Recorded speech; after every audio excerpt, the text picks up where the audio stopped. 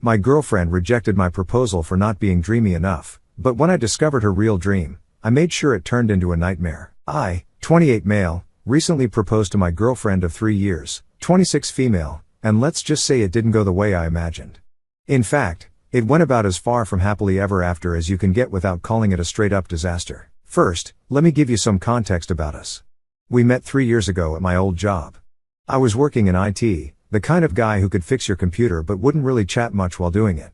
I kept my head down, did my work, and counted the minutes until I could go home and decompress with Netflix. Then there was her, the opposite of me in every possible way. She worked in marketing, which is already the most extroverted department in any company, and she thrived on attention. She'd walk into the office, and it was like a light got turned on.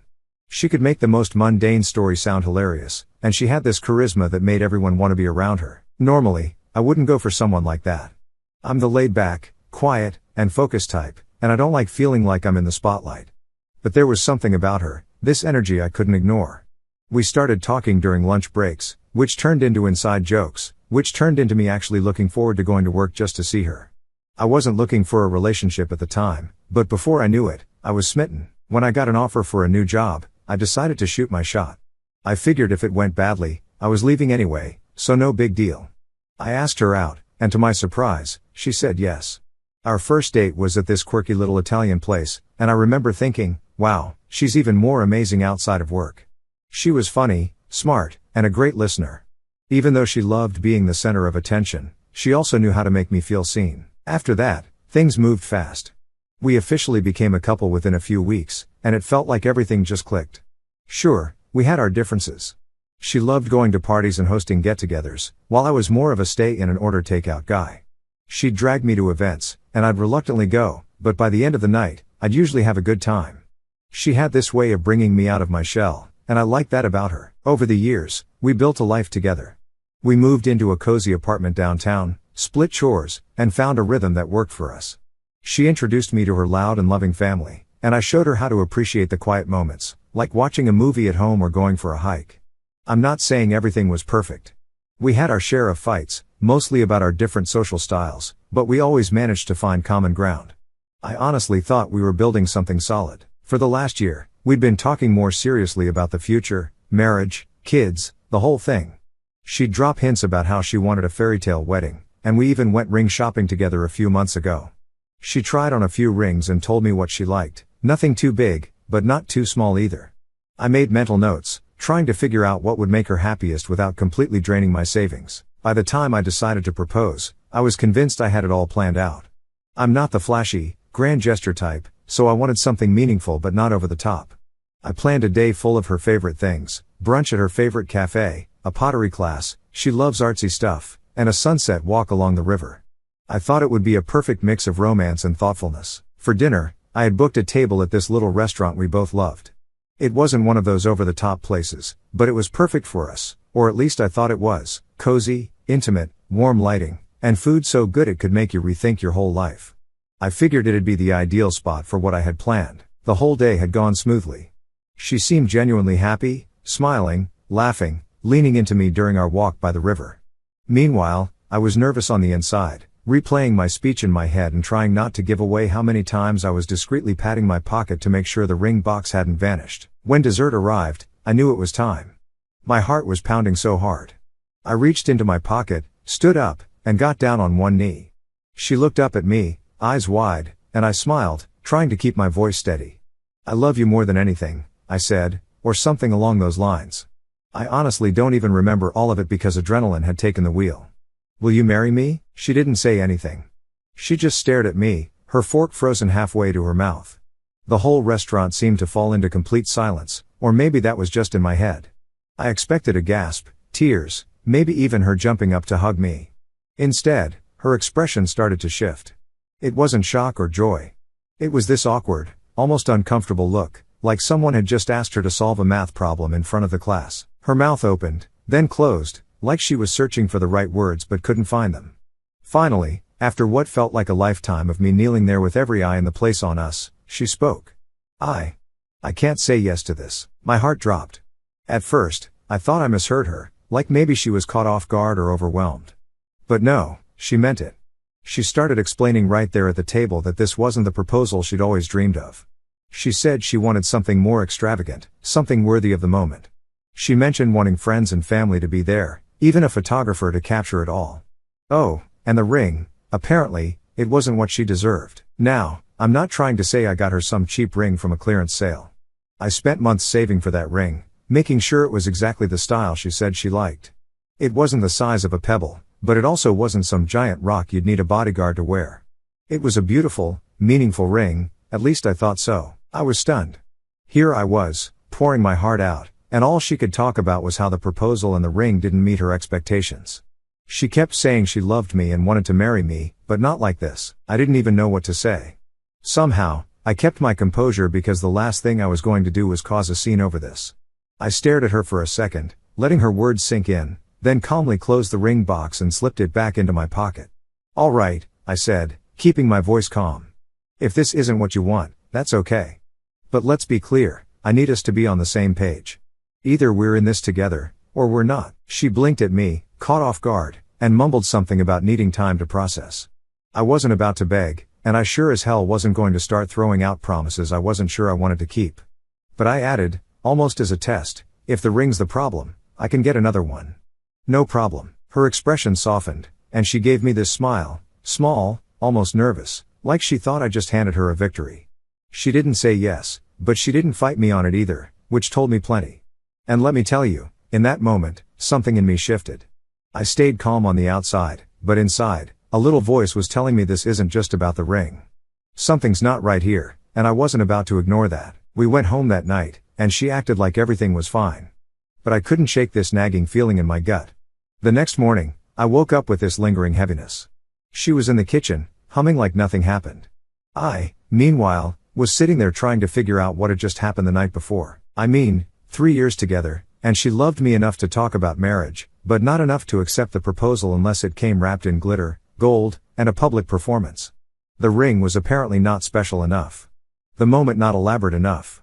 It wasn't like she'd said no to me, at least that's what I kept telling myself, but more to the effort I'd put in. Still, I'd convinced myself that maybe, just maybe, this was salvageable. Later that day, my sister called me. Now, for context, my sister, 28 female, is one of those people who can read a situation before you even finish explaining it. She's smart, brutally honest, and has no patience for nonsense. We're close enough that she's my go-to when I need advice or someone to tell me I'm being an idiot. When I answered the phone, she started with, "What the hell happened?" I figured she heard about the proposal somehow.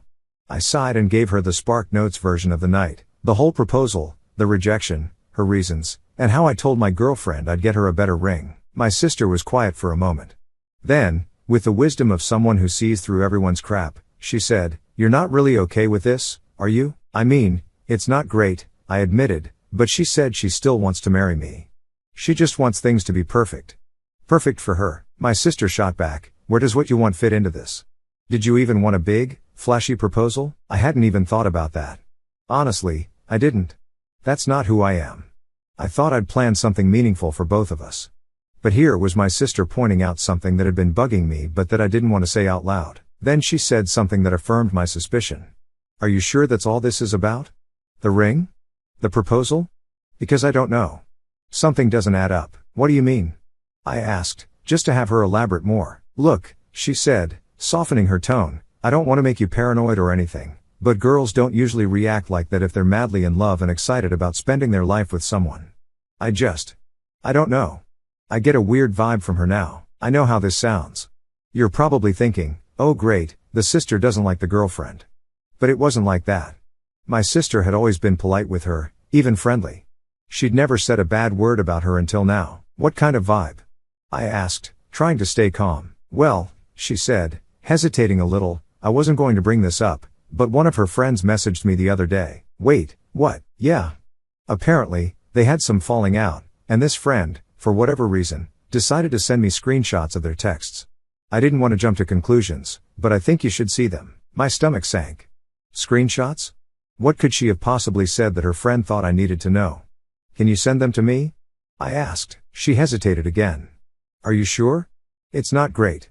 I don't want to stir up trouble if this is just normal relationship stuff." "Just send them," I insisted. "I need to know." My heart was racing as I opened the screenshots, trying to prepare myself for whatever I was about to see. The first few lines seemed harmless enough, just my girlfriend venting to her friend about how she wished the proposal had been more grand. But then it took a turn. She wrote, "I love him, but I can't stop thinking about the other one. He's everything I've ever wanted, charming, successful, rich. I don't know what to do. I feel like both of them want me so much, and I don't know who to choose." I stopped reading for a second, just staring at the screen. My chest felt tight, like someone had punched me. She was talking about some other guy. Who the hell was this guy? And why was she acting like this was some episode of The Bachelorette where she gets to weigh her options? I kept reading, though. My hands were shaking. She went on about how this guy was so different from me, how he could give her the life she'd always dreamed of. She even admitted that she loved me, but in the same breath said she couldn't stop fantasizing about being with him. By the end of the texts, I felt like the ground had been pulled out from under me. I thought I knew this person, this woman I'd spent 3 years with, who I was ready to marry. But now, I wasn't so sure. I called my sister back immediately. "Is this for real?" I asked. "Unfortunately, yeah," she said. "I didn't want to show you, but I couldn't sit on this. If there's something shady going on." I didn't know what to say. My mind was racing with a million questions. Was this why she'd said no? Was this why the ring and the proposal weren't enough? Because she was comparing me to some other guy? My sister must have sensed I was spiraling because she said, "Look, I don't want to push you into anything, but you need to think about what you want and whether you can trust her after this." I hung up shortly after, promising to call her if I needed anything.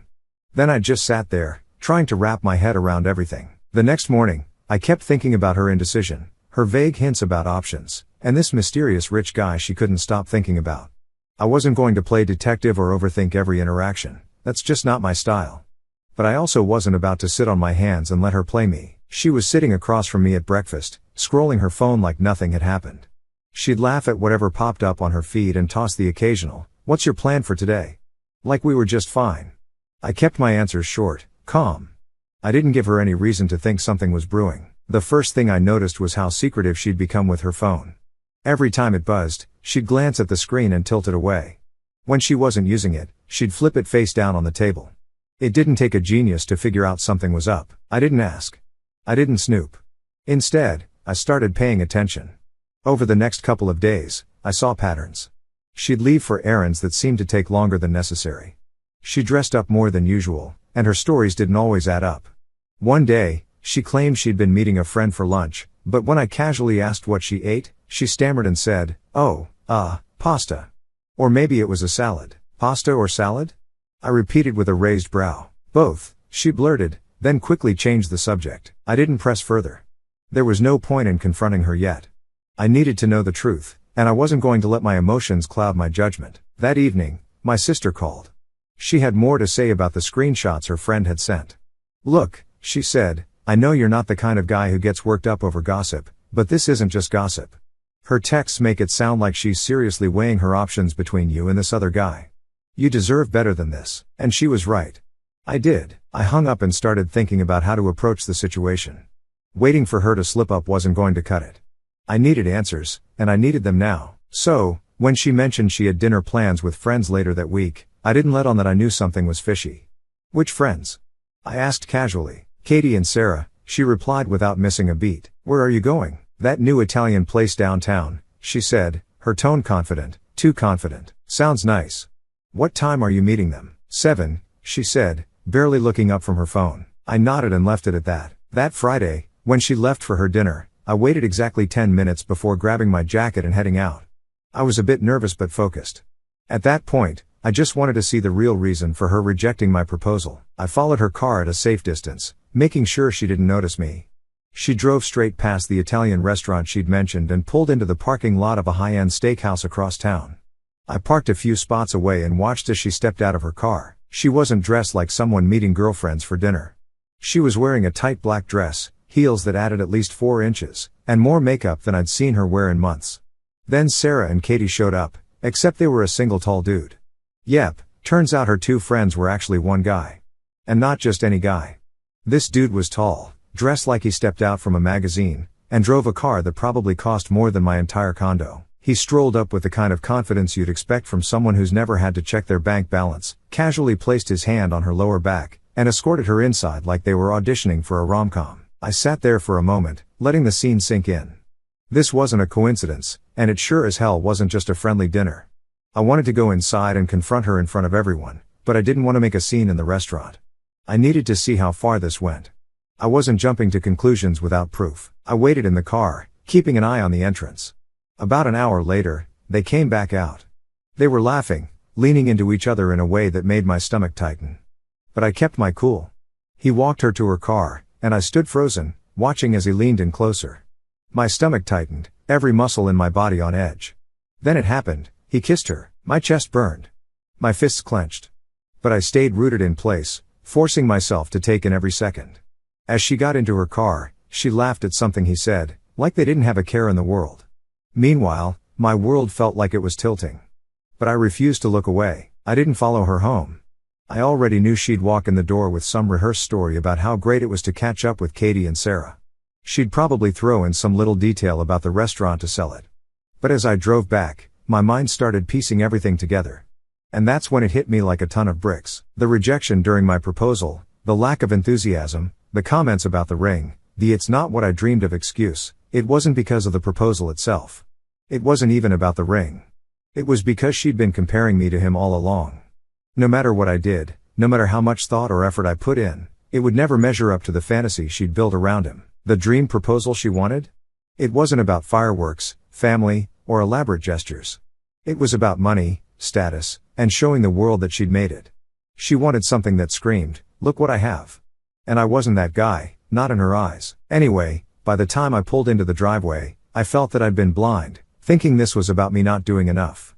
But now I saw the truth. She was keeping me around as her safe option while deciding if he was worth the leap. When she got home later that night, I was waiting for her.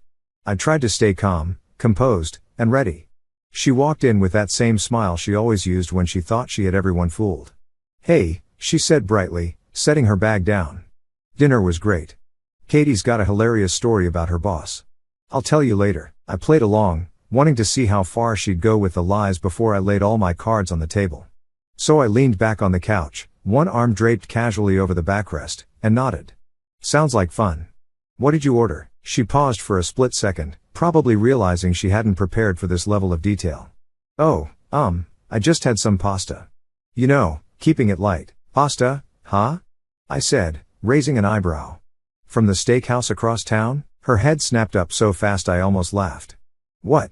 No, what steakhouse?" I let it hang for a second, just staring at her. The color drained from her face as she fumbled with her words. I told you I was at the Italian place with Katie and Sarah. You must have misunderstood." I stood up deliberately and walked toward her. I could see her getting more uncomfortable.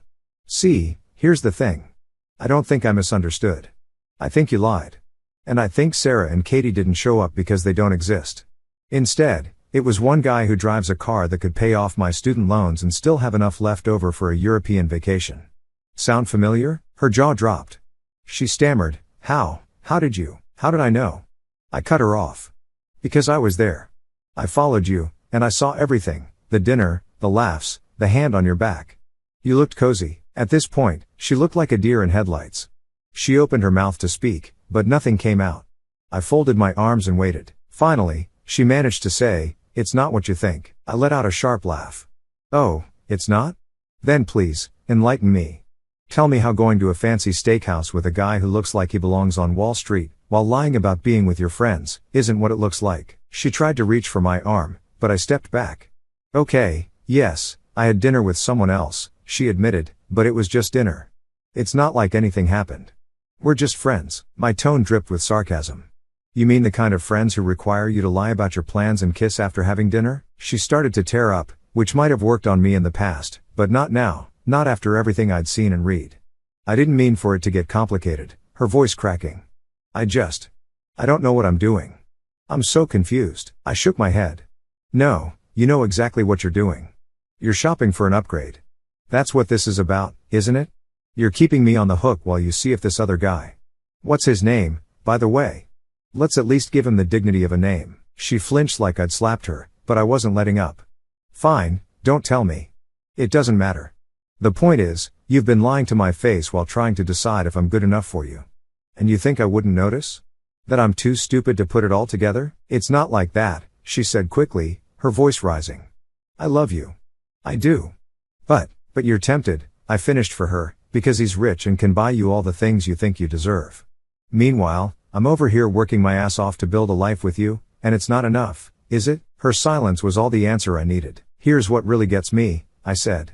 You didn't even have the decency to be honest. You could have told me you were having doubts. You could have ended things before dragging me through this. But instead, you kept me in the dark, made me think I was the problem, and wasted 3 years of my life. Tears were streaming down her face now, but I wasn't about to let her use them as a shield. I didn't mean to hurt you, she whispered. Yeah, well, you did, I said, stepping back and crossing my arms. You've been stringing me along, lying to me, and making me look like a fool. And for what? So you could keep your options open in case Mr. GQ didn't work out? She tried to step closer again, reaching for my hand. Please, can we just talk about this? I can explain. There's nothing left to explain, I interrupted. You made your choice. Now you need to live with it. Her tears turned into sobs, and she sank onto the couch, covering her face with her hands. I didn't move. I just stood there, watching as the weight of her actions finally hit her. This wasn't just a bad moment or a mistake. This was a betrayal, plain and simple, and there was no coming back from it. I studied her as she sat on the couch, trying to force more tears. I'll prove it to you, she wailed. I'll cut him off. I'll do anything. Just don't give up on me. I laughed, a cold, sharp laugh that cut through her nonsense. Cut him off now? After everything? You don't think it's a little late for that? She looked up at me, wide-eyed. But I love you, she shouted, her voice shaking. It's just. I wasn't sure if you could give me everything I deserve. There it was, you deserve, I repeated. What exactly do you think you deserve, huh? A guy who will pay for your shiny lifestyle while you keep another one on standby for emotional stability? Is that it? It's not like that, she snapped, the crocodile tears gone in an instant. I was just weighing my options. It's not a crime to think about my future. Weighing your options? I felt the rage simmer just beneath the surface. That's what you call lying to my face, sneaking around, and throwing 3 years of trust out the window? She stood up, her face twisting into a scowl. Well, maybe if you'd gotten me a better ring, I wouldn't have had to think twice. That did it. Get out, I said, my voice calm but firm. Her eyes widened. What, you heard me? Pack your things and get out. You don't get to insult me, play victim, and then act like this is somehow my fault. You're seriously throwing me out? She screeched, her tone making me feel like I was losing brain cells just listening to her. I walked to the door, grabbed her purse, and tossed it onto the couch. Yeah, I am. You're free to go run to your option. Maybe that guy will buy you that big ring you think you deserve. You're being ridiculous, she shouted, grabbing her purse but not moving an inch. You're really going to throw away 3 years over this? You threw away 3 years, I shot back, the second you decided I wasn't good enough and started shopping for an upgrade. For a moment, she just stood there, stunned. Then she grabbed her phone and stormed toward the bedroom. Fine, I'm packing my stuff. But you'll regret this. I swear you'll regret it. I didn't respond. I wasn't going to waste another second arguing with someone who thought she was entitled to play two people against each other. As I stood by the door, I heard her stomping around, muttering insults under her breath about how I'd never find someone as good as her. I almost laughed at the absurdity. Good? She was a walking disaster, and I was finally done cleaning up the mess. When she came back out with her bags, she gave me one last glare. You're making the biggest mistake of your life. I opened the door for her and gestured toward it. Then you should have no problem finding someone who's dumb enough to make it with you. She stormed out without another word, slamming the door behind her. I stood there for a moment, letting the silence sink in. It was like a weight I didn't even realize I'd been carrying was finally gone. 3 years down the drain, maybe, but I wasn't about to mourn the loss of someone who saw me as a backup plan. I started getting rid of everything that would remind me of her. Her leftover junk, the overpriced serums, stray heels, and tacky jewelry went straight into a box. I taped it shut, shoved it in the corner, and made a mental note to text her that she could pick it up or not. I didn't care either way. Over the next few days, I focused on my life.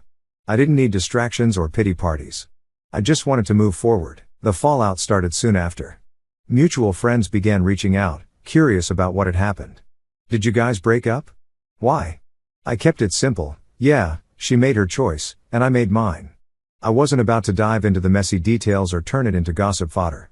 If she wanted to play the victim on social media, that was her game, not mine. A week later, she tried to call.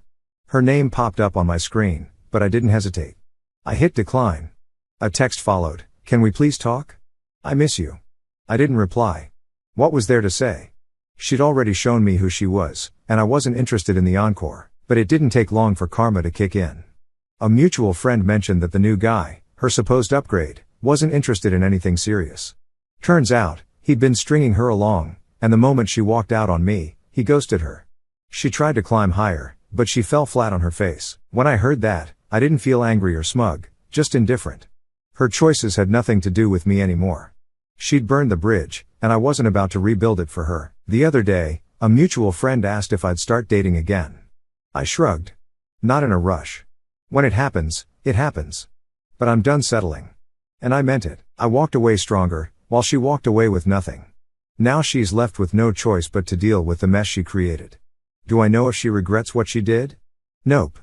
Do I care? Honestly, kind of. Yesterday, she showed up at my door. It had been weeks since I last saw her, so I wasn't expecting her standing there, looking different. Can I come in? She asked softly. I leaned on the door frame. Depends. What do you want? She looked down. I've been thinking. I made a mistake. I didn't appreciate you or how much you loved me.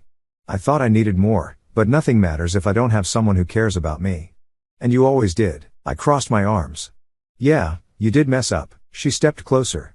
I choose you. I want to fix things. I'll prove I'm serious. At that moment, if I had 1% possibility of giving her a chance, it was completely destroyed. You choose me? Like you're doing me a favor? Let me guess, you suddenly like the ring now, too? Her face lit up. Yes. It's perfect. I didn't see it before, but now I do. I shook my head. Unbelievable. You're telling me you realize how much I loved and respected you, but the first thing you bring up is the ring you said wasn't good enough? Do you even hear yourself? She looked stunned. I stepped back and pointed toward the hallway. This conversation is over. You made your choices, and I made mine. We're done. Her eyes filled with tears. You don't mean that. I do, I said firmly. Go play your game somewhere else. She stood there for a moment before walking away. I shut the door behind her without another word. So that's it. I'm closing the book on this chapter of my life and moving forward.